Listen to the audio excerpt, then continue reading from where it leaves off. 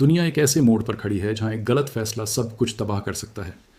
Trump चीन रवाना हुआ, ईरान में भूकंप आया और पूरी दुनिया की इंटेलिजेंस एजेंसियां एक ही सवाल का जवाब ढूंढ रही हैं कि क्या ईरान ने खामोशी से परमाणु धमाका कर लिया। ये सवाल आज सिर्फ वॉशिंगटन और तेल अवीव के दफ्तरों में नहीं गूंज रहा, बल्कि मॉस्को, बीजिंग, लंदन और इस्लामाबाद तक हर ताकतवर राजधानी में यही बहस हो रही है। और जब यह सवाल उठता है तो उसके साथ जो डर आता है वह सिर्फ जंग का डर नहीं, बल्कि एक ऐसी दुनिया के टूटने का डर है जिसे हम आज तक जानते आए हैं। आज हम आपको वह पूरी तस्वीर दिखाएंगे जो मीडिया की सुर्खियों से परे है, वह हकीकत जो आंकड़ों में छुपी है, तेल की कीमतों में छुपी है, सोने की अचानक उड़ान में छुपी है और ईरान की उस खामोशी में छुपी है जो शायद सबसे ज़्यादा खतरनाक है। बात शुरू करते हैं उस लम्हे से जब ट्रंप अपनी पूरी टीम के साथ चीन के लिए रवाना हुआ। ये कोई आम सफ़र नहीं था। इस सफ़र के साथ अमेरिका के सबसे बड़े कारोबारी दिमाग भी थे। एप्पल के सीईओ एलन मस्क और अमेरिकी अर्थव्यवस्था के वो स्तंभ जिनके एक फैसले से दुनिया की मार्केटें हिलती हैं। ट्रंप चाहता था कि चीन के साथ एक नए अध्याय की शुरुआत हो, एक ऐसा समझौता जो अमेरिकी अर्थव्यवस्था को सहारा दे और दुनिया को यह संदेश जाए कि अमेरिका अभी भी इस खेल का सबसे बड़ा खिलाड़ी है। लेकिन शायद प्रकृति को कुछ और ही मंजूर था। ट्रंप के रवाना होने से कुछ ही घंटे पहले ईरान की धरती कांपी, न एक बार बल्कि 2 बार। और जो चीज़ इस भूकंप को आम नहीं रहने देती वह यह है कि यह ईरान की राजधानी तेहरान से सिर्फ 11 किलोमीटर दूर था। तीव्रता 4.3 और 4.5 के बीच दर्ज की गई। अब आप सोचेंगे कि ईरान तो वैसे भी भूकंपों का देश है, टेक्टोनिक प्लेटों पर बैठा हुआ है, तो इसमें नई बात क्या है? नई बात यह है कि यह भूकंप उस वक्त आया जब दुनिया पहले से ईरान की परमाणु क्षमता पर सबसे ज़्यादा संवेदनशील थी। और यह भूकंप उस इलाके में आया जहां ईरान की भूमिगत तंसीबात हैं। इंटेलिजेंस की दुनिया में इत्तेफाक नाम की कोई चीज़ नहीं होती। हर घटना को परखा जाता है, तोला जाता है और उसके पीछे की कहानी समझने की कोशिश की जाती है। तो जब अमेरिकी इंटेलिजेंस ने यह भूकंप देखा तो सबसे पहला सवाल यही उठा कि क्या यह प्राकृतिक था या ईरान ने भूमिगत परमाणु परीक्षण किया है। यह सवाल इसलिए भी अहम है क्योंकि उत्तर कोरिया ने भी अपने परमाणु परीक्षण भूमिगत किए थे और उन परीक्षणों के बाद भी भूकंप आए थे जिनकी तीव्रता बिल्कुल ऐसी ही थी। भूमिगत धमाके और प्राकृतिक भूकंप में फ़र्क करना बहुत मुश्किल होता है, लेकिन नामुमकिन नहीं। सीस्मोग्राफिक डेटा की लहरों का अंदाज़ अलग होता है। माहिर इसे पढ़ सकते हैं, लेकिन इसमें वक्त लगता है और यही वक्त आज अमेरिका और इजराइल के लिए सबसे बड़ा इम्तिहान है। अब यहाँ एक अहम बात समझना ज़रूरी है। ईरान ने अभी तक कोई ऐलान नहीं किया और शायद वह करे भी नहीं। क्यों? क्योंकि ईरान के लिए यूरेनियम की संवर्धन एक सौदे का पत्ता है, एक बार्गेनिंग कार्ड है। जब तक ईरान ने परमाणु ताकत का ऐलान नहीं किया तब तक बातचीत का दरवाज़ा खुला रहता है। जैसे ही वह ऐलान करेंगे अंतर्राष्ट्रीय पाबंदियाँ और सख्त हो जाएंगी और बातचीत की मेज़ उलट जाएगी। क्या इजराइल ने कभी अपनी परमाणु क्षमता का ऐलान किया? नहीं। तो ईरान भी उसी रास्ते पर चल सकता है। खामोशी से ताकत बनो लेकिन बताओ नहीं। ईरान ने हाल ही में साफ शब्दों में चेतावनी दी थी कि अगर उस पर हमला हुआ तो वह 90% संवर्धन वाला यूरेनियम तैयार करेगा, यानी वह हथियार बनाने के स्तर तक पहुंच जाएगा। अमेरिका ने भी 2 बार ईरान को मिटा देने की धमकी दी है। तो जब एक तरफ तबाही की धमकियां हों और दूसरी तरफ अपने वजूद का सवाल हो तो ईरान के पास क्या विकल्प बचता है? ईरान के लिए अपनी बका के लिए कुछ न कुछ करना ज़रूरी हो जाता है। और इसी दौरान ईरान ने एक और अहम कदम उठाया। अंतर्राष्ट्रीय अदालत में अमेरिका के खिलाफ मुकदमा दायर किया। मांग की कि पाबंदियाँ हटाई जाएं, जमे हुए एसेट्स वापस किए जाएं। ये कानूनी मोर्चा है, लेकिन ये ईरान की उस रणनीति का हिस्सा है जिसमें वह हर मैदान में लड़ना चाहता है, फौजी भी, सफारती भी, कानूनी भी और अगर ज़रूरत पड़ी तो परमाणु भी। अब आते हैं उस रिपोर्ट की तरफ जिसने वॉशिंगटन में तहलका मचा दिया। अमेरिकी इंटेलिजेंस एजेंसियों ने जो हालिया रिपोर्ट पेश की है वह यह बताती है कि ईरान ने अपनी वो मिसाइल साइट्स, लॉन्चर और भूमिगत तंसीबात जो अमेरिकी हमलों में तबाह हुई थीं उन्हें दोबारा चालू कर लिया है। 33 मिसाइल साइट्स में से 30 एक बार फिर ऑपरेशनल हो गई हैं।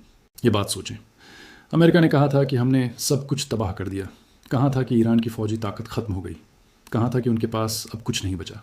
और आज यह रिपोर्ट बताती है कि वह सब कुछ झूठ था, या शायद झूठ नहीं बल्कि ईरान की वह क्षमता थी जिसे अमेरिका ने बिल्कुल नहीं समझा। ईरान ने इतनी तेज़ी से अपनी क्षमता बहाल कर ली कि अमेरिकी माहिर भी हैरान रह गए। यह सिर्फ फ़ौजी कामयाबी नहीं है, ये एक मनोवैज्ञानिक चोट है अमेरिका के उस बयानिए पर जिसमें वह खुद को अजेय दिखाता रहा है। जब आप कहते हैं कि हमने सब कुछ तबाह कर दिया और मुखालिफ कुछ हफ्तों में सब दोबारा खड़ा कर ले, तो उससे आपकी साख को जो नुकसान पहुंचता है वह किसी बम से ज़्यादा खतरनाक होता है। और इन सब के साथ ईरान ने एक और ऐलान किया जो खाड़ी की भू राजनीति को बिल्कुल बदल देता है। पहले आबनाए होर्मुज़ में ईरान का दावा किया हुआ इलाका करीब 30 मील था। अब ईरान ने कहा है कि 500 किलोमीटर का इलाका हमारा है। 500 किलोमीटर, ये कोई छोटी सरहद नहीं, ये पूरी खाड़ी का एक बड़ा हिस्सा है जहाँ से दुनिया का एक बड़ा हिस्सा तेल गुजरता है। अगर ईरान ने इस इलाके में कोई कार्रवाई की तो तेल की सप्लाई पर जो असर पड़ेगा उसका तसव्वुर करना भी मुश्किल है। अब ज़रा तेल की बात करें। दुनिया आज तेल के संकट के किनारे खड़ी है। एक्सॉन मोबिल ने कह दिया, टोयोटा ने कह दिया और दुनिया की बड़ी बड़ी कंपनियों ने चेतावनी जारी कर दी कि तेल की कमी होने वाली है। अलमारियाँ खाली होने को हैं।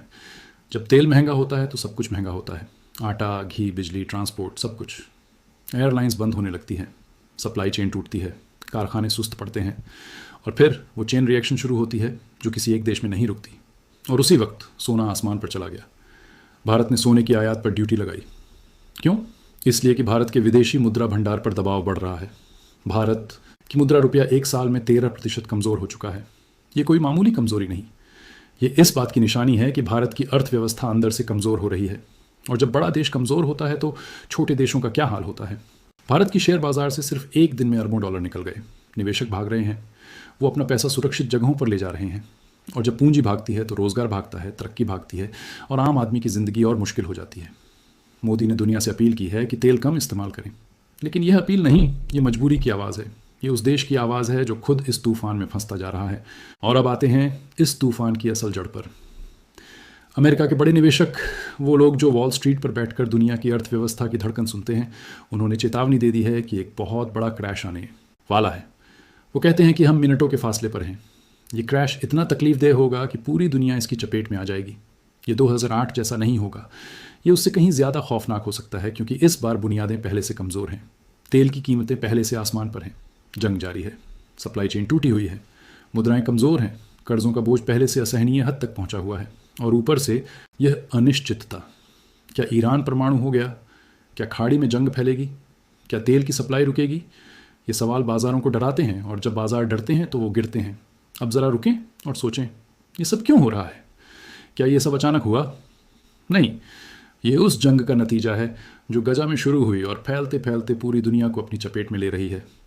ईरान ने इस जंग को अपने अंदाज में इस्तेमाल किया।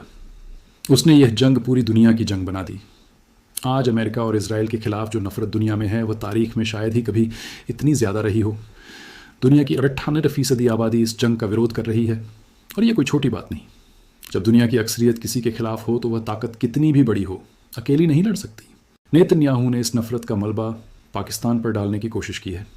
कहा कि पाकिस्तान ने ऑनलाइन अकाउंट्स बनाकर नफ़रत फैलाई। लेकिन भाई, जब दुनिया में तेल महंगा हो, जब लोगों के घरों में महंगाई आ गई हो, जब एयरलाइंस बंद हो रही हों, जब अर्थव्यवस्थाएं टूट रही हों, तो उस नफ़रत के लिए किसी को ऑनलाइन अकाउंट बनाने की ज़रूरत नहीं। वो नफ़रत खुद पैदा होती है। वो नफ़रत भूख से आती है, तकलीफ़ से आती है, अपने प्यारों को खोने से आती है। अब चीन की बात करें। चीन ने इस पूरी स्थिति में एक दिलचस्प किरदार अदा किया है। चीन ने पाकिस्तान को कहा है कि मध्य पूर्व में इस जंग को बंद कराने के लिए जो कुछ हो सके करें। यह संदेश क्यों दिया गया? इसलिए कि चीन खुद भी इस जंग से प्रभावित हो रहा है।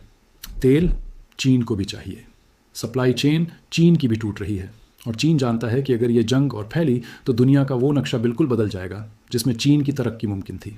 और ट्रंप, वह चीन जाते हुए कह गया कि ईरान के मामले पर मुझे चीन की ज़रूरत नहीं। ये बयान क्या है? ये बयान कमज़ोरी को ताकत का लिबास पहनाना है। जो शख्स वाकई ताकतवर होता है वह ये नहीं कहता कि मुझे किसी की ज़रूरत नहीं, वो बस दिखा देता है। ट्रंप का यह बयान इस बात की गवाही देता है कि अंदर से वह जानता है कि हालात उसके कंट्रोल से निकल चुके हैं। गोल्डन डोम की बात करें तो ट्रंप ने जो मिसाइल डिफेंस शील्ड बनाना चाहिए थी, उसकी लागत अब 1.2 ट्रिलियन अमेरिकी डॉलर हो गई है। अमेरिका का पूरा रक्षा बजट पहले 1000 अरब डॉलर सालाना था, जिसे अब 1500 अरब डॉलर किया जा रहा है और उसमें से एक बहुत बड़ा हिस्सा सिर्फ इस एक ढाल पर खर्च होगा। ये आंकड़े क्या बताते हैं? ये बताते हैं कि अमेरिका खुद को खतरे में महसूस कर रहा है। वो जानता है कि उसकी ज़मीन पर हमला हो सकता है और वह इतनी तैयारी कर रहा है। लेकिन सवाल ये है कि इतनी लागत कहाँ से आएगी? पहले से कर्ज़ों में डूबा हुआ देश इतना खर्च कैसे उठाएगा? और यहाँ एक और बुनियादी सवाल उठता है, क्या ताकत का मतलब सिर्फ हथियार है? क्या सिर्फ मिसाइल डिफेंस सिस्टम से आप सुरक्षित हो जाते हैं? नहीं, असल ताकत वह है जब आपके साथ दुनिया हो, जब आपकी नीतियाँ न्याय संगत हों, जब लोग आपको मोहब्बत से देखें, ना कि नफ़रत से। और आज अमेरिका के पास वह नरम ताकत ख़त्म होती जा रही है जो उसे दशकों तक दुनिया का लीडर बनाती रही। अब आते हैं उस सवाल पर जो सबसे अहम है, इन सब का हल क्या है? दुनिया में अर्थशास्त्र की एक बुनियादी समझदारी है। जब आपके सामने दो नुकसान हों तो जल्द से जल्द छोटा नुकसान कबूल करें और बाहर निकल आएं। अपने नुकसान को वक्त पर काटें। क्योंकि जो इंतज़ार करता है, जो सोचता है कि शायद हालात बेहतर हो जाएं, वह अक्सर बहुत ज़्यादा नुकसान उठाता है। ये शेयर बाज़ार में भी सही है, ये जंग में भी सही है, और ये सियासत में भी सही है। अमेरिका को आज यह फैसला करना है कि वह इस जंग से निकलना चाहता है या और धंसना। अगर वह अभी निकले, अगर ईरान पर से पाबंदियां हटाए, तो तेल की कीमत $40 से $50 प्रति बैरल तक आ सकती है। 1.5 से 2 महीने में दुनिया बहुत बेहतर हो सकती है। सप्लाई बहाल हो, बाजार संभलें, लोगों को चैन मिले। ये मुमकिन है। ये उतना मुश्किल नहीं जितना लगता है। लेकिन अगर अमेरिका ने यह रास्ता नहीं अपनाया, अगर वह जिद पर अड़ा रहा, अगर इजराइल ने अपनी नीति नहीं बदली, तो फिर क्या होगा? ईरान आज 500 किलोमीटर का दावा कर रहा है, कल 800 किलोमीटर का करेगा। अगर ईरान ने परमाणु ताकत बनने का ऐलान कर दिया, तो फिर अमेरिका के पास बार्गेनिंग के लिए कुछ नहीं बचेगा। फिर क्या करेंगे? अगर खाड़ी बंद हो गई तो तेल कहाँ से आएगा? अगर अर्थव्यवस्थाएं डूब गईं तो फिर कौन किसे बचाएगा? और इन सब में एक और पहलू है जिसे नज़रअंदाज नहीं किया जा सकता, इंसानी पहलू। आज गजा में जो लोग मर रहे हैं वो आंकड़े नहीं हैं, वो इंसान हैं। वो माँ की गोद में बच्चे हैं, वो बाप का सहारा हैं, वो किसी की उम्मीद है। और जब ये इंसान मरते हैं तो दुनिया में नफरत बढ़ती है, बदले की आग भड़कती है, और वो आग किसी एक सरहद पर नहीं रुकती, वो फैलती है। और आज हम उस फैलाव के नतीजे देख रहे हैं। तारीख ने हमें बार बार यह सिखाया है कि जंगें कभी एक फातेह नहीं छोड़ती। हर जंग में सब हारते हैं, कोई कम कोई ज़्यादा, लेकिन नुकसान सबको होता है। और जब जंग इस पैमाने पर हो, जब यह अर्थव्यवस्थाओं को, तेल को, खाने पीने को और इंसानी ज़िंदगियों को प्रभावित करे, तो फिर कोई भी बचने की स्थिति में नहीं रहता। आज की दुनिया आपस में इस कदर जुड़ी हुई है कि एक देश की तबाही दूसरे तक पहुंचने में वक्त नहीं लगता। ये ग्लोबलाइजेशन का तोहफा है। सबका फ़ायदा जुड़ा हुआ है और सबका नुकसान भी जुड़ा हुआ है। तो आज जब भारत की मार्केट गिर रही है, जब पाकिस्तान महंगाई की मार झेल रहा है, जब तुर्की की मुद्रा कमज़ोर हो रही है, जब यूरोप तेल की कीमतों से परेशान है, तो यह सब उस एक जंग के नतीजे हैं। और अब सवाल ये है कि पाकिस्तान का किरदार क्या है? चीन ने पाकिस्तान को यह जिम्मेदारी दी है कि मध्य पूर्व में अमन के लिए आवाज़ उठाए। पाकिस्तान का मध्य पूर्व के साथ गहरा रिश्ता है, मजहबी भी, तारीखी भी और माशी भी। लाखों पाकिस्तानी वहाँ काम करते हैं। उनकी भेजी हुई रकम पाकिस्तानी अर्थव्यवस्था का स्तंभ है। अगर वहाँ जंग और फैली तो पाकिस्तान खुद भी उसकी सीधी जद में आ जाएगा। इसलिए पाकिस्तान का यह किरदार सिर्फ दूसरों के लिए नहीं बल्कि अपने लिए भी ज़रूरी है। अमन की आवाज़ उठाना कमज़ोरी नहीं, ये समझदारी है। और इस वक्त दुनिया को समझदारी की सबसे ज़्यादा ज़रूरत है। आखिर में एक बात जो बहुत ज़रूरी है समझनी, आज दुनिया का सबसे बड़ा मसला ये नहीं है कि ईरान परमाणु ताकत बनेगा या नहीं, ये नहीं कि तेल $100 प्रति बैरल होगा या 130, ये नहीं कि शेयर बाज़ार क्रैश होगी या नहीं। आज का सबसे बड़ा मसला ये है कि दुनिया के ताकतवर लोगों ने ये सोचना बंद कर दिया है कि उनके फैसलों का असर आम इंसानों पर क्या पड़ता है। वो आंकड़ों में सोचते हैं, रणनीतियों में सोचते हैं, लेकिन इंसानी ज़िंदगियों में नहीं सोचते। और जब ताकतवर लोग इंसानियत भूल जाएं तो फिर दुनिया को संभालने वाला कोई नहीं रहता। फिर वही होता है जो आज हो रहा है। ज़मीनें कांपती हैं, बाजार गिरते हैं, तेल महंगा होता है और आम आदमी पिसता रहता है। लेकिन तारीख यह भी बताती है कि यह हालात हमेशा नहीं रहते।